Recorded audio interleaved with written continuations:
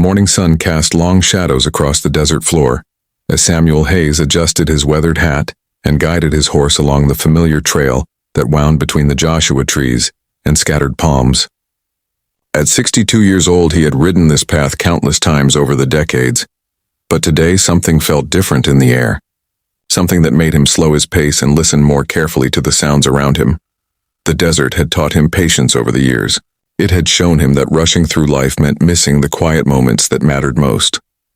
His ranch stretched for miles in every direction, and though the work was never truly finished, he had learned to find peace in the rhythm of caring for his land and his animals. As he rounded a bend near the old waterhole where desert willows provided blessed shade, he heard something that made his heart skip. It was a voice calling out in distress. Not the kind of dramatic cry you might hear in those moving pictures they showed in town, but something softer, more desperate in its quiet way. The sound of someone who had given up hope of being heard. Samuel pulled his horse to a gentle stop and listened again. There it was. A woman's voice carried on the desert breeze. He had raised 3 daughters of his own and knew the sound of fear when he heard it. But this was different. This was shame mixed with terror in a way that made his chest tighten with concern. He dismounted slowly, as he always did these days. His knees weren't what they used to be, and rushing had never served him well anyway. Leading his horse by the reins, he followed the sound through the scattered desert plants until he saw her. She was young, maybe 25 or 30. Her dress was torn and dusty, and she was trying to hide behind a fallen palm frond that offered little coverage. Her auburn hair had come loose from whatever style she had worn it in and now hung around her shoulders in tangles, filled with desert debris. When she saw him approaching, her eyes went wide with panic and she pressed herself further behind the inadequate shelter of the palm frond. That was when she spoke the words that would stay with him for the rest of his days. "No, don't look, please," she begged in a voice that carried both desperation and dignity. "I know how I must appear to you, but I'm not what you might think." Samuel stopped immediately. He had learned over 6 decades of living that when someone asked you not to look, the kindest thing you could do was honor that request. He turned his back to her and spoke in the gentle tone he had used with frightened horses and scared children. "Ma'am, I'm not looking, and I won't look until you tell me it's all right. My name is Samuel Hayes, and I live on the ranch about 5 miles south of here. Are you hurt?" He heard her breath catch as if she had expected cruelty instead of courtesy. There was a long pause before she answered, and when she did, her voice carried surprise along with the fear. I don't think I'm seriously injured. Just scraped up some. My horse threw me yesterday evening and ran off with most of my supplies. I've been walking since dawn trying to find water or shelter or anyone who might help." Samuel nodded, though she couldn't see it. He could hear in her voice that she was from back east somewhere. The accent was educated and refined.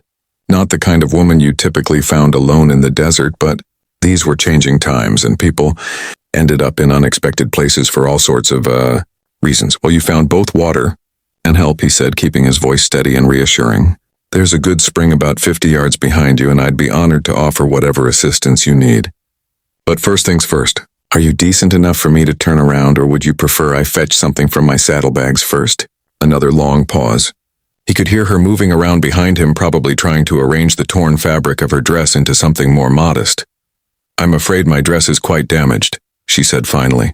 "The thorns and rocks haven't been kind to it. If you have anything I could... that is, if you wouldn't mind." Samuel was already moving toward his horse. "I've got a spare shirt in my pack and a light blanket. I'll set them on this rock here, and then I'll go water my horse and give you some privacy." He did exactly as he promised.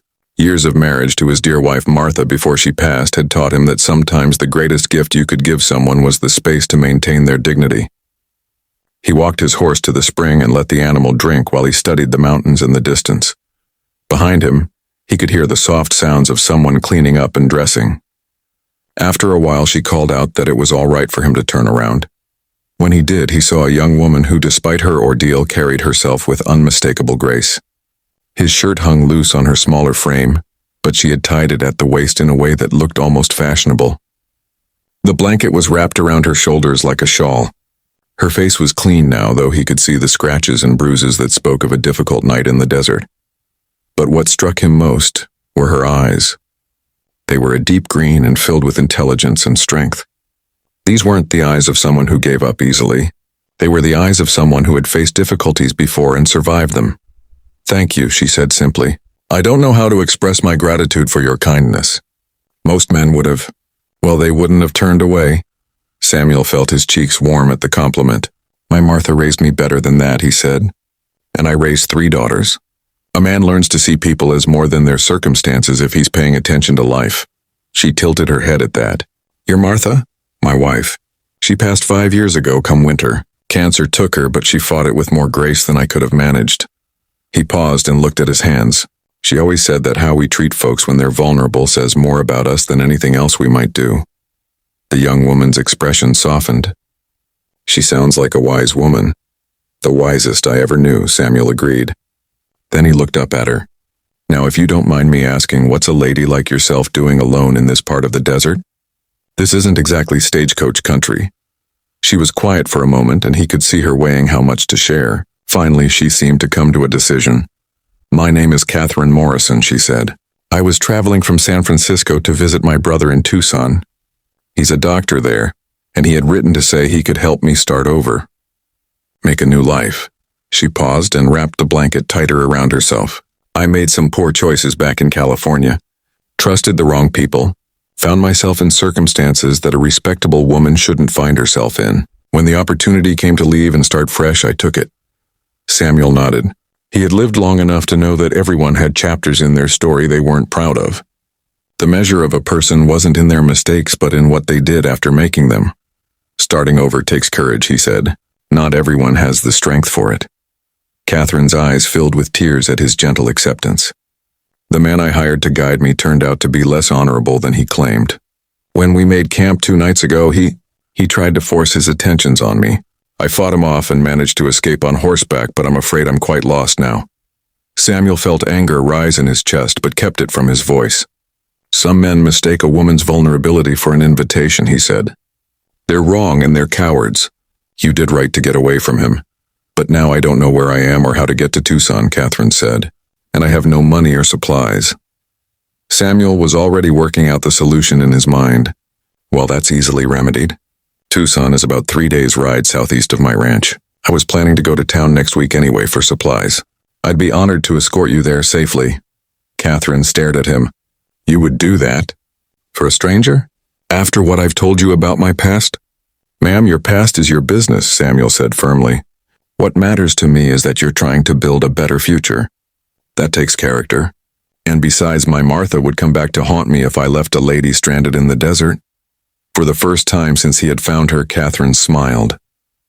It transformed her entire face, and Samuel could see the woman she had been before life had knocked her down. The woman she could be again with a little kindness and a fresh start. "Your Martha must have been quite remarkable to inspire such devotion," she said. "She was that," Samuel agreed. "But she always said that love isn't something you hoard. It's something you share. The more you give away, the more you have." They spent the rest of the morning at the spring. Samuel shared his food and water while Catherine told him more about her brother and her hopes for starting over in Arizona. She had been a school teacher before her troubles began and dreamed of teaching again in a place where no one knew her history. Samuel found himself enjoying her company more than he had expected. She was intelligent and well-read with a gentle sense of humor that reminded him of his own daughters. When she laughed at one of his stories about ranch life, he felt something in his chest that had been quiet for years stir back to life. As the sun reached its peak, Samuel knew they needed to head back to the ranch. The desert could be forgiving, but it demanded respect, especially for someone who had already spent one difficult night exposed to its elements. "If you're feeling up to it, we should start back to my place," he said. "You can rest there tonight and recover your strength. Then we'll plan the best route to get you safely to your brother." Catherine, no.